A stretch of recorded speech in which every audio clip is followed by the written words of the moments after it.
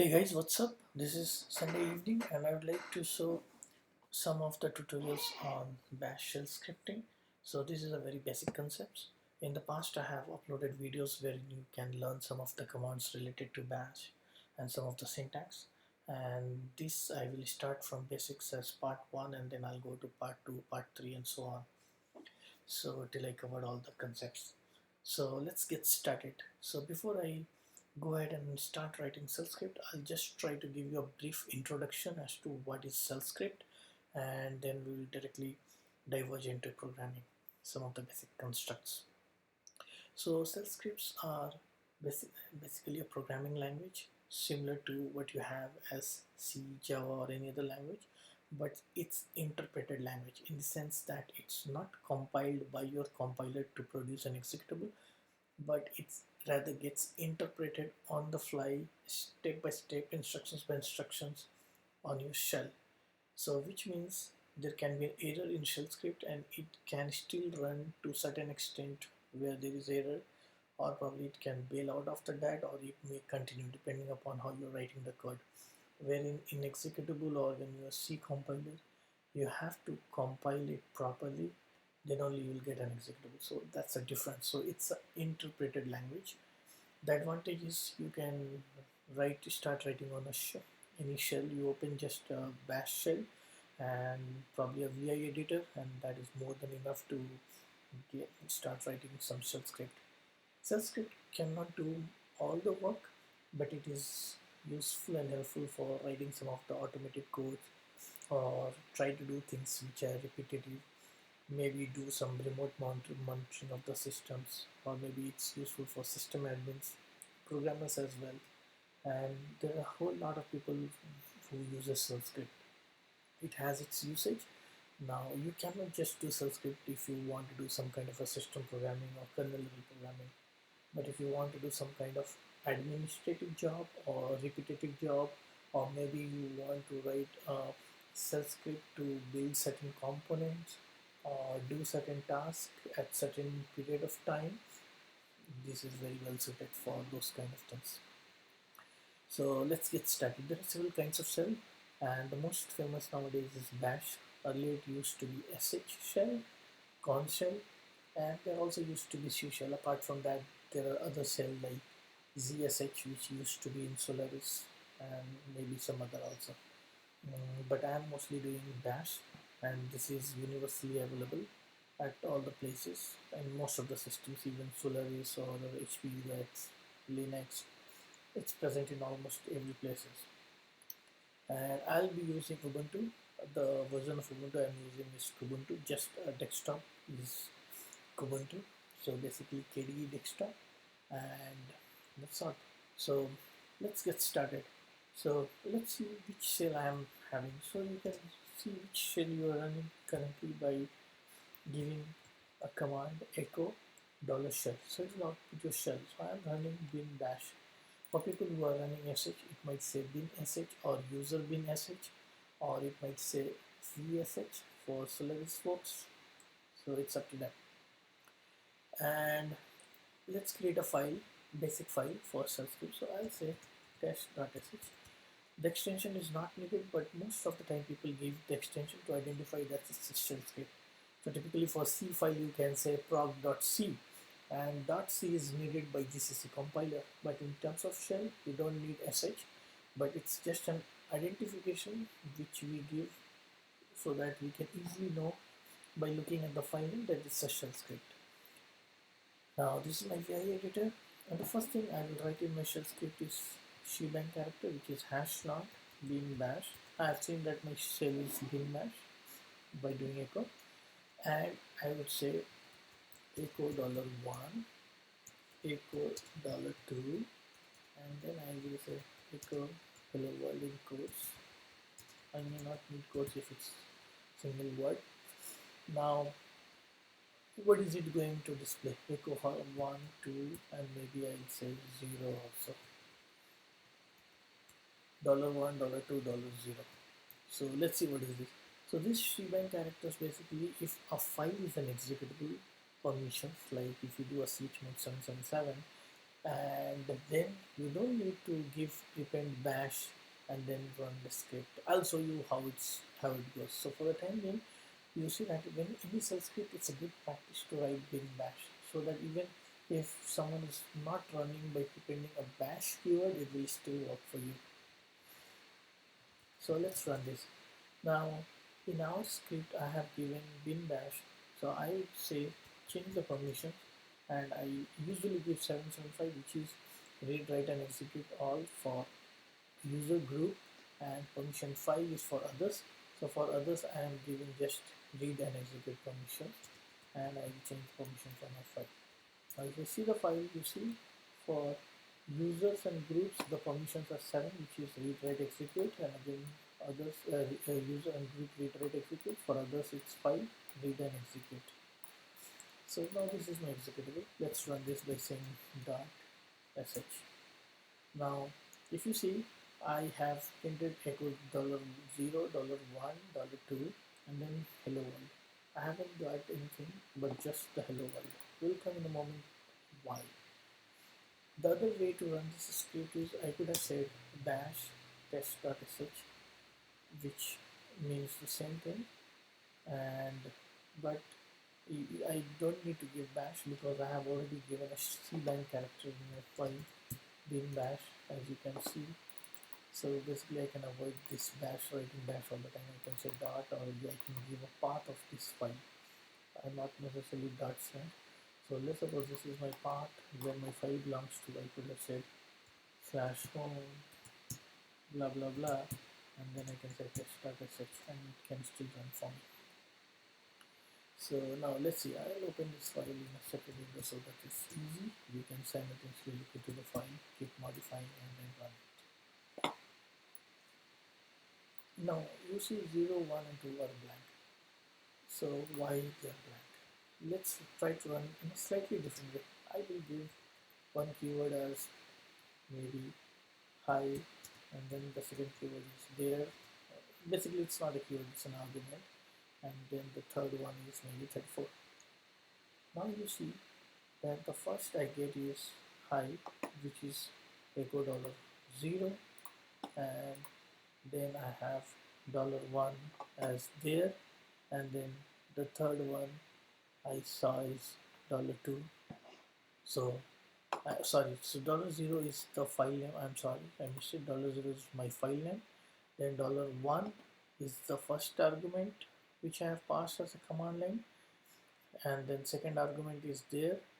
The third argument I'm not printing, and then followed by hello world. If I would have printed echo $3, I would have got 34 also here. Let's do that to make things clear.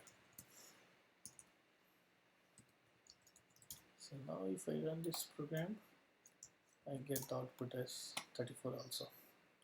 So basically what it means is, by default $0 signifies the file name which you are running, the current file name which is under execution. So that's the reason it has given me the path name and the file name. If I would have given just /, it would have given me /test.sh, then followed by $1 is the first argument, $2 is the second argument, $3 is the third argument. And then there are ways to represent all arguments, number of arguments. We can look into different sections when we are dealing with arguments, so we can deal with those things. So this is the way you write. Now how do I write a variable? Like in C you type a variable as int, float, double, char. In shell script you don't give any type for a variable.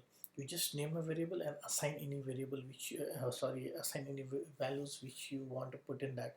So let's suppose I put my variable as var1 equals to, I would say, mouse, and my var2 equals to number 40, 54, and then var3 equals to maybe again some strings.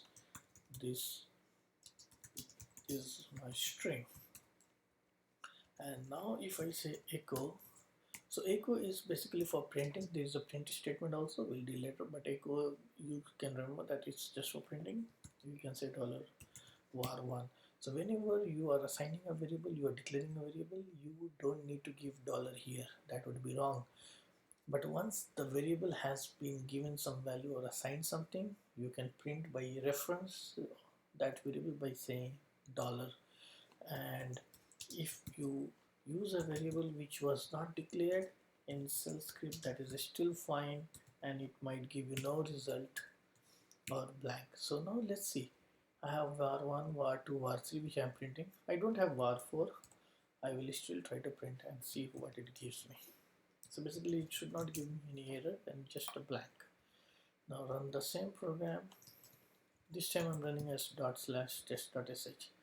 Now you see that when I run test.sh, I'm not giving any argument because I'm not passing any command line argument to this program. So those fields are blank, $1, $2, $3, followed by hello world, which is being printed from my program here. And then I'm declaring three variables, and those three variables I am printing. So those three variables are var1, which is declared as mouse, var2, which is the number 54, var3, which is my string, and var4 again I'm not declaring, but I'm still printing, and it's just blank. So this is the way you declare and refer any variable. Now how do I declare a function in shell script? So we'll touch the function and we'll wrap up this tutorial, and in other tutorial I will deal with some other constructs, arguments, arrays, those kind of things in shell script. So the way you declare function is again simple. You just say func, which is a function name, and you can say func underscore Shakil or func or anything. This is a name, but you have to remember that the name should not start with a number. It cannot start with a hyphen. Those kind of constructs which is there for a function name in C, similar thing is there. The function name can have underscore like this, but not uh, bar. Now you don't give any arguments to functions directly, but you can pass arguments to functions, and the function doesn't have a written value. There are some other ways also to declare functions, but this is more closer to C, and I would like to follow this, and this is easy to follow. So remember, there is no return type in a function shell script. There's only function name, and you don't give any arguments, but you can pass arguments. We'll see in a moment how. Now for shell, we can refer to all the variables which are passed as an argument, as a function argument, in the same way as $0, 1, 2, 3. So if I say $0, let's print here $0, 1, 2, 3, and see what we get. And the way you call a function is just a function name. If you can say underscore shack, and you can give arguments. So I can say args1, args2, args3, like this. Just change the name to func to look more legitimate, and run it. So now if I run this program, you see whatever I was getting earlier output, that is as it is, and I get two arguments as args1 and args2. So now I have given three variables, which is 0, 1, 2. So this 0 is again referring me my name of the name of the file which I'm referring. You see that earlier also echo $0 was referring to the file name. Here also the function within a function, if I refer echo $0, that will refer me the file name, the file which is under execution, and followed by $1, $2, $3, which I'm passing as a function. Now you might be wondering what happens if I don't supply any argument. So I'll comment out. The comment out is with a hash. So there is a multi-line comments also in shell script, which we will again look later, because there are so many concepts and I cannot diverge from one concept to another. So I'll have to follow certain schedules. So I thought this tutorial about basic constructs and probably how you write a function, and then I'll cover some other things in other tutorials. So now if I call a function like this, func underscore shack, let's see what is the output. So if I run this program, you just see I just got $0 from within the function, it printed $0, which means this is universal. $0 is universal within this entire file. So if I print $0 from within a function or outside a function, it is same. But $1, $2 is the argument which I am passing to this function. Here I am not passing any arguments, but here I was passing arguments, so it was printing me previously two arguments, arg1 and arg2. Not arg3 because I'm just giving two arguments, which is 1 and 2, which is this and this. 3 I'm not printing, and 0 is the name of the file which is under execution. Now you should also remember that when you are writing a function, the function should be called before it is declared. So now if I am calling this functions from here, this might not work for me because the function is, it would complain that the function is not declared. You see this command not found because this is not declared. And why it says command not found? Because internally it might be treating it as, when you create a function, so it might be treating it as a command, a set of commands based out of those functions. So it is similar to see in that perspective, that you have to declare a function before you can use it. And all these variables you can of course declare before you can make any functions, but you make sure that the variables which you are declaring and you want to have certain values in that and you want to read from a function, you can do that. Now one important thing here is that if I say some variable, maybe some var is equals to, this is test data, and if I want to print from inside my function, I can do that. Though I can print the global variable, so these variables some var would be treated as global variable, and I can print that in a similar way. So if I run this, I should be able to print this is the test data. I should be able to print in the same way. Now what if I have a similar variable inside my function? So what will happen? Will it print the global variable or it prints the one which is inside a function? This is test data from func. Now if I run this program, it would print me the data from inside the function.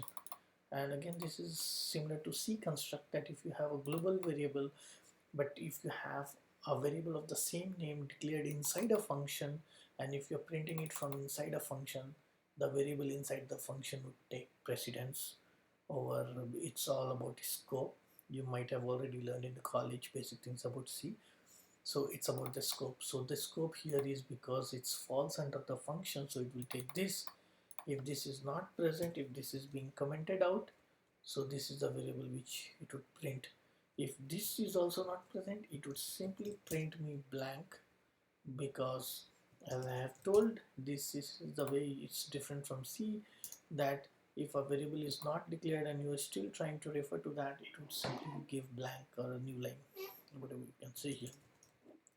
So guys, that's all for this video, and I hope to cover some of the other stuffs in my upcoming new videos. So thanks for watching, and if you like it, please give a thumbs up so that I can keep doing this job. Thank you.